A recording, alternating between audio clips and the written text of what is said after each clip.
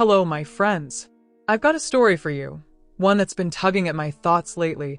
A tale so strange and gripping I feel compelled to share it. It's about a woman named Emily who stumbled into something terrifying. Something that changed her in ways she never expected. I'm telling you this because I think there's wisdom hidden in her journey.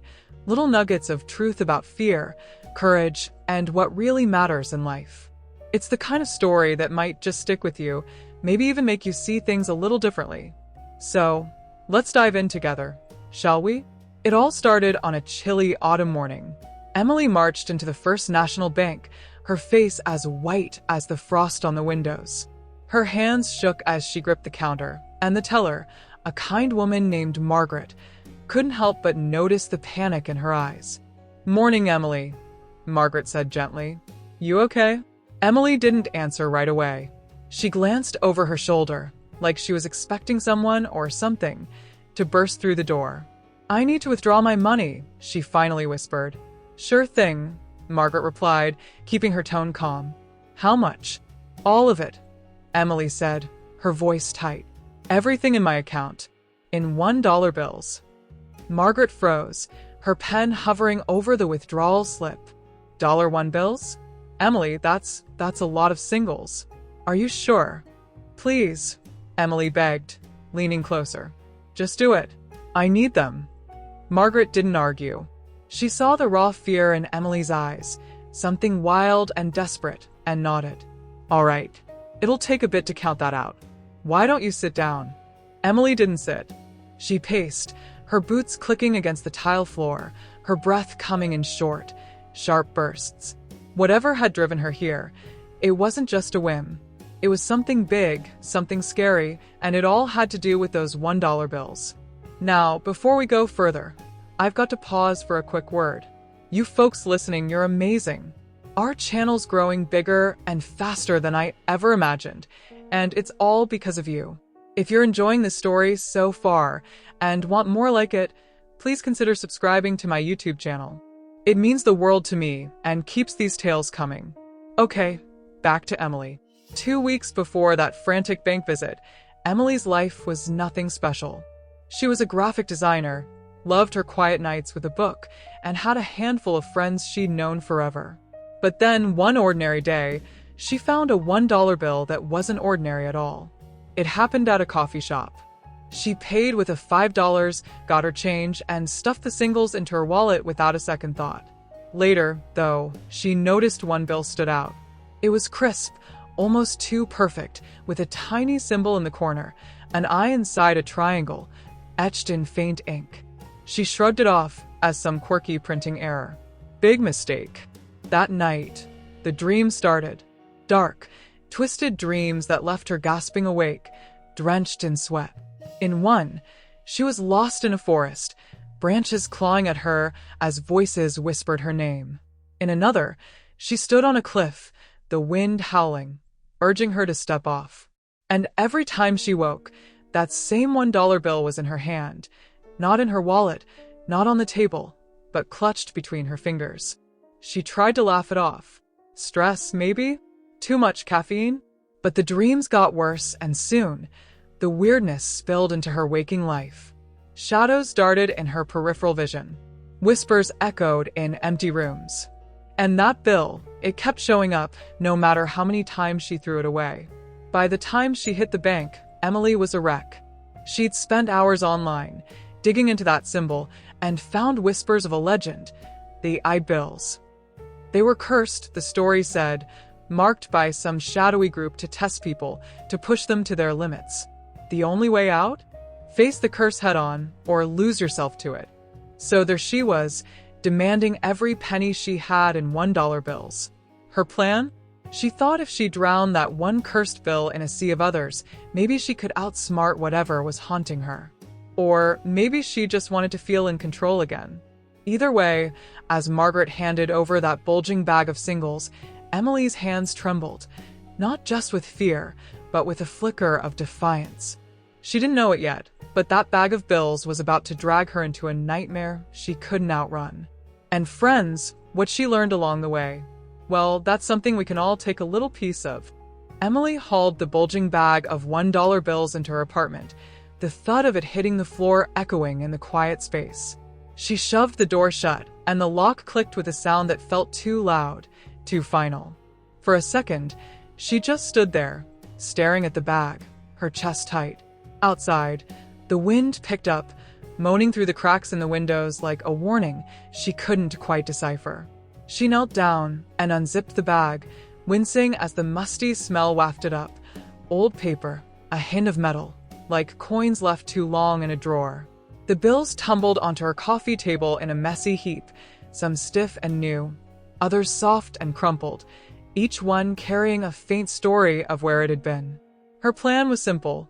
Find the cursed bill, the one with that eerie eye symbol, and deal with it. Maybe tear it up, burn it, anything to stop the dread that had been clawing at her since this whole mess started. Her hands moved fast, sifting through the pile, the rustle of paper filling the room. At first, every bill looked normal, no marks, no symbols, just George Washington staring back at her, unimpressed. She frowned, digging deeper, her fingers brushing against the edges. And then there it was, a single bill, slightly off-center, with that faint outline of an eye inside a triangle. Her breath hitched as she plucked it from the stack. "Got you," she whispered, holding it up to the dim light of her lamp. The eye seemed to glint, almost alive, watching her with a quiet menace. She grabbed a pair of scissors from the drawer, her hands trembling but determined.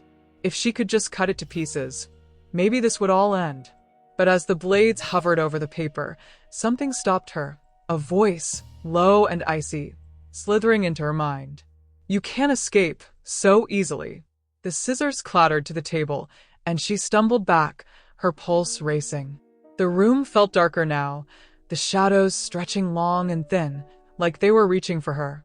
She spun around, eyes darting, but there was nothing, just her alone with the money and that awful bill. "Pull it together, Emily," she muttered, rubbing her temples. "It's just a piece of paper. That's all." Except she knew it wasn't. The nightmares, the whispers, the unshakable feeling of being watched, it all pointed back to this thing. She'd tried ignoring it, but that clearly wasn't working. Online, she'd read stories about the eye bills, how destroying them didn't help. The curse would just jump to something else, or someone else. She flopped onto the couch, the bag of bills sitting there like a silent accusation. What was she supposed to do? She wasn't some fearless adventurer. She was just Emily, 32, single, a fan of cozy nights and herbal tea.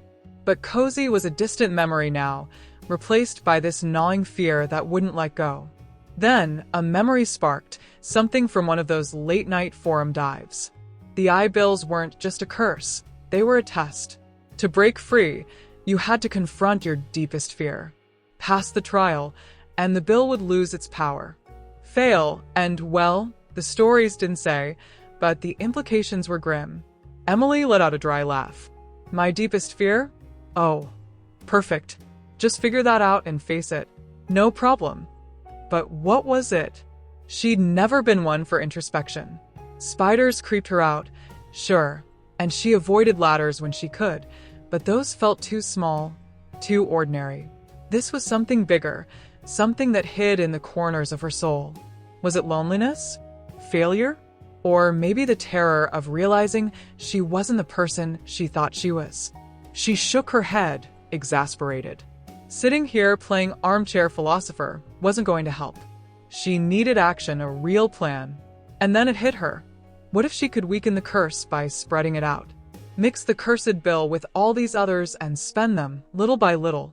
Maybe the curse would get lost in the chaos, diluted until it couldn't hold her anymore. It wasn't much, but it was a start. She scooped up a handful of bills, crammed them into her wallet, and made up her mind. Tomorrow, she'd test it, buy a coffee, some groceries, whatever. If the nightmares faded, she'd know she was onto something. That night, though, sleep was a battle. She lay in bed, the bag of bills lurking in the corner like a crouching shadow. When she finally drifted off, the dreams came crashing in, sharper and darker than ever. She stood in a massive room, endless and cold, its walls lined with mirrors. In every one, she saw herself, sometimes older, lines etched into her face, sometimes younger, eyes bright with hope, sometimes broken, tears streaming down. And in every reflection, she clutched that cursed bill, the eye symbol glowing like a tiny ember. She ran, her footsteps echoing, but the room only grew, the mirrors multiplying, her reflections whispering, laughing, sobbing. A voice thundered through the space, deep and unshakable. "Face it, Emily. Face what you fear." She jolted awake, sweat soaking her shirt, the words ringing in her ears. Face what you fear. But how? She glanced at the clock, 3:17 a.m. The witching hour, they called it. A shiver ran through her as she pulled the blanket closer. Then she heard it, a faint crinkle, like paper shifting. Her eyes snapped to the bag of bills. It was moving, just slightly, as if something inside was waking up. Her heart slammed against her ribs, urging her to run, but her body wouldn't move. The sound grew, a soft rustling turning into a chorus, and then, impossibly, the bills began to rise. One by one, they floated out of the bag, hovering in the air like phantoms. Emily's mouth went dry, her mind screaming that this couldn't be real, that she was still dreaming. But the chill in the room, the thud of her pulse, it was too raw, too real. The bills swirled, faster and faster, forming a spiraling vortex. At its heart was the cursed bill, the eye pulsing with a sickly light, pulling the others into its dance. She watched, paralyzed, as the whirlwind spun, a storm of green and white. Then, just as quickly, it collapsed, the bills dropping to the floor in a lifeless pile. Silence swallowed the room, leaving her breathless and reeling. What was that? Was the curse growing stronger? Or was it fighting back against her plan? She didn't have answers, but one thing was certain. She couldn't keep pretending this wasn't happening. She had to face it, whatever it was, or it would swallow her whole. As dawn painted the sky in soft grays, Emily steeled herself. She'd stick to her plan, spending the bills, but she'd also dig deeper into the I-bill legend. There had to be more, some hint she'd overlooked. She didn't know it yet, but her search was about to lead her somewhere far stranger and far more dangerous than she could imagine. The morning after the bill's ghostly dance, Emily woke up feeling like she'd been hit by a truck. Her head throbbed, and a heavy dread pressed down on her chest. That cursed bill still sat on her nightstand, its weird eye symbol staring up at her like it knew something she didn't. She couldn't just wait for the next freaky thing to happen. She had to do something. After choking down a piece of toast, her appetite was pretty much gone. She threw on her jacket and headed out. Her mission? Track down answers at Mystic Tomes, a quirky occult shop on Elm Street. She'd walked by it a million times but never stepped inside until today. The bell above the door gave a cheerful jingle as she entered, totally at odds with the knot in her stomach. The air smelled like incense and old paper, and the shop was packed with oddities. Crystal balls, tarot decks, and shelves stuffed with ancient-looking books. Behind the counter sat a guy with wild gray hair and glasses that made his eyes look huge. He glanced up from a book, sizing her up. "Morning," he said, his voice rough but friendly. "You hunting for something specific?" Emily shifted on her feet, feeling a little ridiculous. "How do you even start this conversation?" Yeah. "I'm looking into some local legends. You ever hear of the I-bills?" His eyebrows shot up, and he leaned closer, clearly hooked. "The I-bills? Now that's a blast from the past. What's got you chasing that story?" She chewed her lip, debating how much to spill. "I might have one, and it's causing some weird stuff." He studied her for a second, then nodded like he'd seen this kind of thing before. "All right, you've got my attention. I'm Silas. Let me see what I can find." Silas shuffled into the back, leaving Emily alone with the shop's creepy vibe. She wandered over to the shelves, trailing her fingers over book titles that sounded like horror movie props. The Art of Banishing, Curses and Their Cures, whispers from the other side. A chill ran through her. Maybe this was a bigger deal than she'd thought.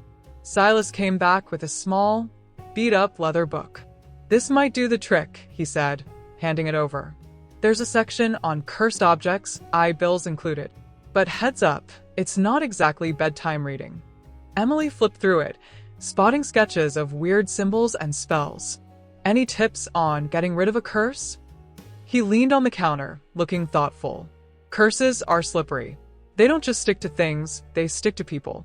Usually they're tied to something personal, fear, guilt, whatever's hiding in your head. The eye bill?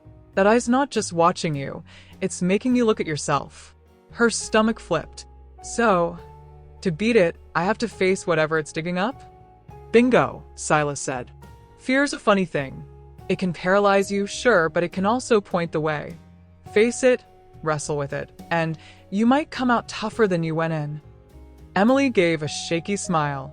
"You sound like some kind of wise old sage." He laughed, a dry, raspy sound. "Years around these books'll do that to you. Just keep this in mind, Emily. Whatever's after you, it's not stronger than you are. You've got this, even if it doesn't feel like it." She thanked him and left, clutching the book. Silas's words stuck with her as she crunched through fallen leaves on the way home. Fear's a guide? It was a wild thought, but maybe he was onto something. Maybe this curse was forcing her to deal with stuff she'd been avoiding.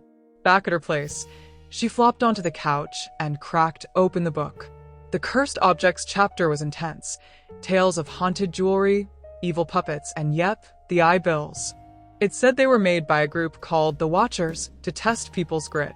Fail the test and the curse claims you, whatever that means. Super reassuring.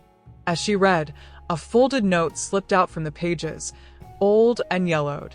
Her pulse spiked as she opened it. In scratchy ink, it read, "Beware the multiplying eye. Once it grows, it cannot be undone." She froze, staring at the words. Multiplying eye? She peeked at the cursed bill on her coffee table. One bill, one eye, same as always. Was it a warning? A riddle? Or something worse? That night, Emily decided to stick to her plan.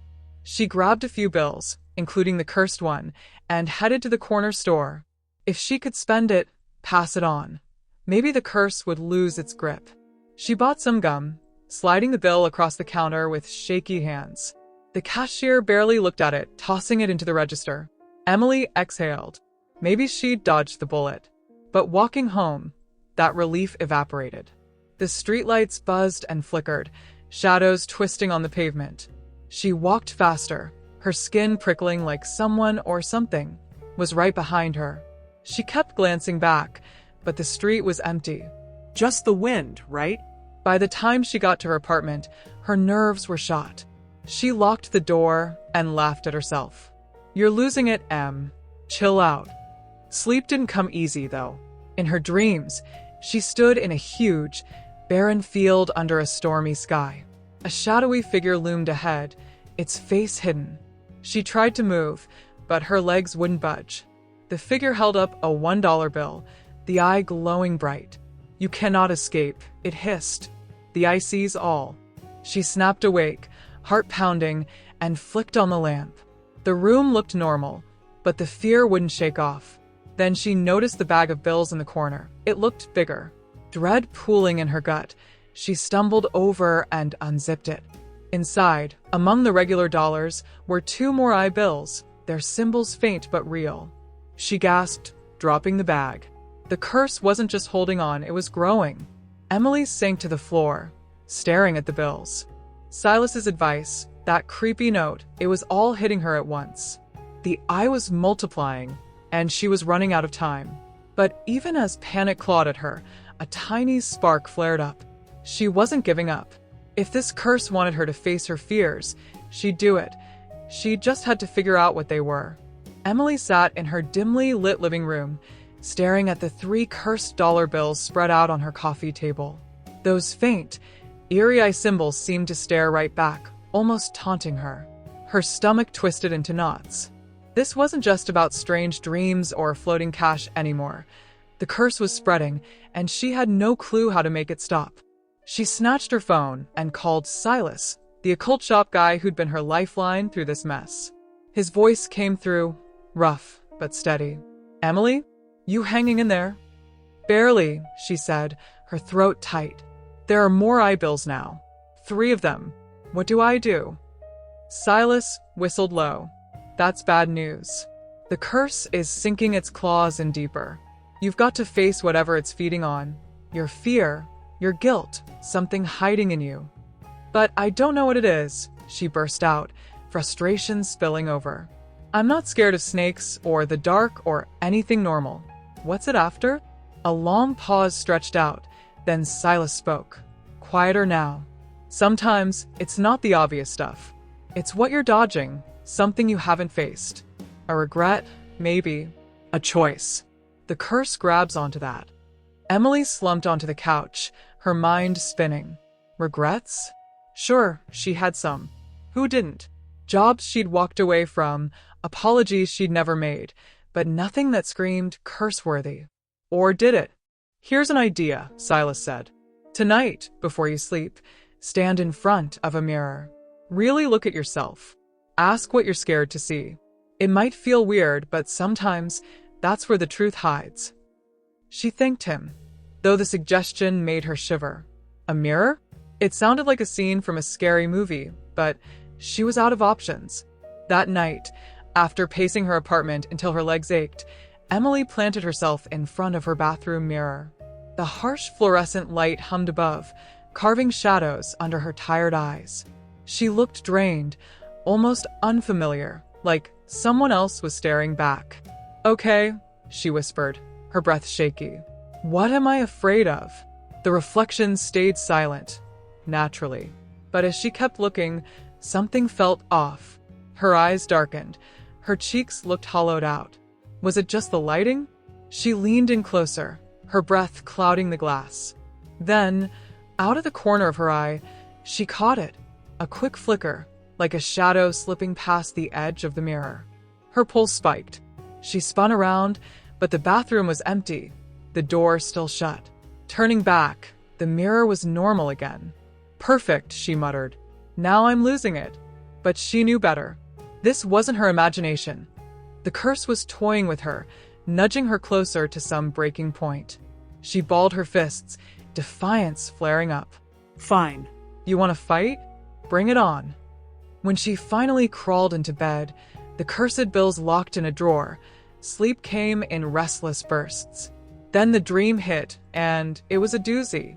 She stood in an endless, foggy void, surrounded by mirrors, hundreds of them, stretching out in every direction. Each one reflected a different Emily, one laughing hysterically, another sobbing, another glaring with pure fury. In every version, she clutched a fistful of eye bills, their symbols pulsing like tiny, glowing hearts. A voice boomed through the mist, deep and rumbling. You know what you fear, Emily. You've always known. She whirled around, searching for whoever, or whatever, was speaking. Then tell me, she yelled. Stop with the cryptic nonsense. The mirrors quivered, and the reflections shifted. Now they showed snippets of her life, shouting matches with her sister, storming out of a job, pushing away a guy who'd cared about her. In every moment, she saw the pattern herself, turning away, shutting down, running from the tough stuff. The voice came back, gentler this time. You fear connection. You fear being vulnerable. You'd rather hide than let anyone in. Emily's chest tightened. Was that true? She'd always prided herself on being tough, independent. But maybe that was just a wall she'd built, a way to keep everyone at arm's length. The mirrors started cracking, sharp lines spiderwebbing across the glass. The ground shook, throwing her off balance. She hit her knees as the eye bills in her hands multiplied, piling up until they swallowed her, the weight crushing her lungs. She jolted awake, gasping, tangled in her sheets. The room was pitch black, but the dream's words stuck with her like glue. Vulnerability. Connection. Could that really be what this curse was digging into? Morning found her at the kitchen table, cradling a mug of coffee. She'd barely slept, replaying Silas's advice and that freaky dream. If the curse fed on her fear of opening up, maybe the way to fight it was to do the opposite. Reach out, let someone in. But who? Her friends were surface level, good for a laugh, but not much else. Her family was scattered, distant in more ways than one. Then she thought of Claire, her sister. They hadn't talked in over a year, not since some dumb fight neither could recall the details of. Emily grabbed her phone, thumb hovering over Claire's contact. What would she say? Hey, sorry I've been awful. Also, cursed money's haunting me. You good? She snorted at the absurdity, almost putting the phone down. But maybe that raw, messy feeling was the whole point, facing the fear head-on. Before she could overthink it, she hit call. 1 ring, 2, then Claire's voice, hesitant but familiar. Emily? Is that you? Yeah, it's me, Emily said, her voice wobbling. I know it's been forever. I just wanted to say I'm sorry. For everything. A beat of silence, then Claire laughed softly. Wow, I didn't see that coming. I'm sorry too. I've missed you. They talked, stumbling at first, but the words started flowing. Emily didn't bring up the curse, not yet, but as they spoke, she felt a small knot in her chest loosen. It wasn't perfect, but it was something. That night, she slept straight through. No dreams, no eerie whispers. When she checked the drawer in the morning, the eye bills were still there, but their symbols looked faded, less sharp. Her heart jumped. Was it working? Had calling Claire chipped away at the curse's power? She wasn't foolish enough to think she'd won, but for the first time in weeks, she felt a spark of hope. Of course, the curse wasn't finished with her yet. It had a twist up its sleeve she'd never see coming. Emily woke up feeling different, lighter, almost hopeful. Sunlight poured through her bedroom window, painting her room in a warm, golden glow. She stretched, a faint smile tugging at her lips, until her gaze drifted to the drawer where she kept the cursed bills. Her stomach did a little flip. Were they still there? Had the strange eye symbols faded even more? Holding her breath, she slid the drawer open. There they were, the 3 eye bills, as she'd started calling them, with their eerie symbols still faintly etched into the paper. The markings were definitely less vivid now, like they were losing their power. It wasn't a complete win, but it was something. Maybe she was finally getting somewhere. Her phone buzzed, pulling her out of her thoughts. It was a text from Claire. Hey, want to grab coffee later? Catch up properly? Emily's heart jumped. This felt like another good sign, another step toward breaking free from the curse. She quickly replied yes, and started getting ready, a flicker of excitement pushing away her usual dread. At the cafe, Emily and Claire sat across from each other, steaming mugs of coffee warming their hands. Claire looked happy, more relaxed than Emily remembered. They chatted about everything, work, hobbies, even the dumb argument that had split them apart years ago.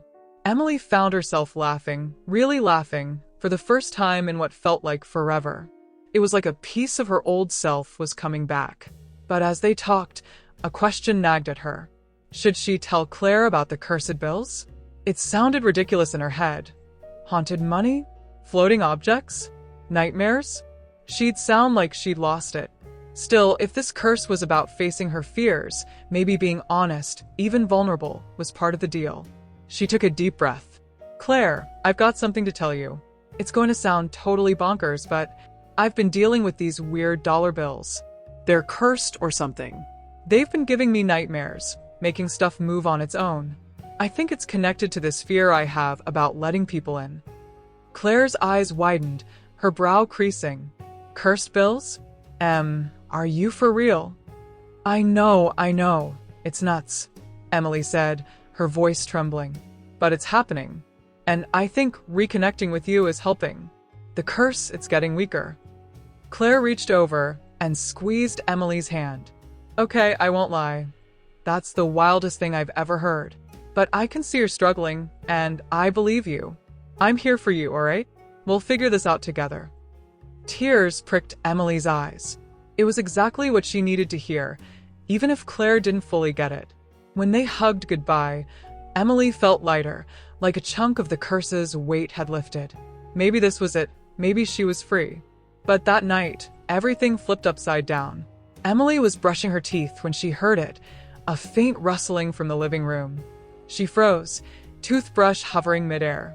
The sound grew louder, like paper being crumpled, and then a low, creepy hum started vibrating through the apartment. Her pulse raced as she tiptoed toward the noise. The bag where she kept the bills was trembling, the zipper creeping open all by itself. Before she could move, bills exploded out, swirling into the air like a tornado of green paper.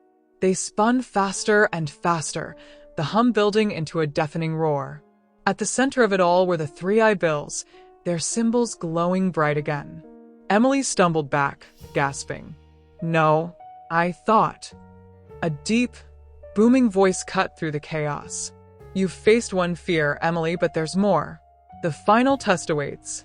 The bills dropped to the floor with a soft thud, and the room went dead silent. Emily's legs gave out, and she sank onto the couch, her mind spinning. What was that supposed to mean? She'd reached out to Claire, opened up. Wasn't that enough? Apparently not. Then it clicked. This wasn't just about her sister. The curse was digging deeper, into something she'd shoved way down. A memory hit her hard. Her dad, always distant, brushing her off whenever she tried to get close. She'd learned young that love came with strings, that showing weakness meant rejection. So she'd built walls, thick ones, convincing herself she didn't need anyone. Now, the curse wanted those walls demolished. It wasn't enough to let Claire in. She had to let everyone in, flaws and all. The next morning, Emily made up her mind. She'd throw a small get-together, invite her closest friends, and actually talk to them about her fears, her struggles, everything. The idea made her stomach churn, but if that's what it took, she'd do it. She sent out texts, her hands shaking. To her shock, everyone said yes. That evening, her apartment filled with chatter and laughter.